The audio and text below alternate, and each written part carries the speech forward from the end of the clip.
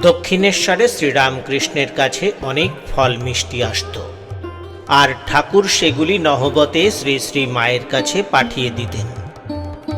শ্রী শ্রী মা সেগুলি আবার মুক্ত হস্তে বিলিয়ে দিতেন। এটা লক্ষ্য করে একদিন ঠাকুর অনুযোগের সুরে শ্রী শ্রী মাকে বলেছিলেন, এত খরচ করলে চলবে কি করে? এ কথা শুনে শ্রী শ্রী মা নীরবে চলে গেলেন, আর তাতেই বিচলিত হয়ে পড়লেন ঠাকুর। ভাইপো রামলালকে ডেকে তার খুড়িমাকে শান্ত করতে বললেন। শ্রী শ্রী মা রাগ করলে যে তাঁর সব কিছু নষ্ট হয়ে যাবে। শ্রী শ্রী মা ঠাকুরের কাছে এমনই প্রিয় ছিলেন।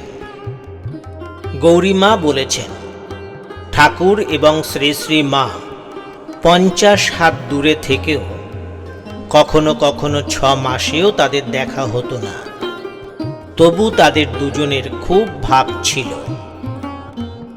শ্রী শ্রী মায়ের প্রতি ঠাকুরের অন্তরে যেমন টান ছিল, তেমনি ঠাকুরের প্রতিও শ্রী শ্রী মায়ের অন্তরে টান ছিল।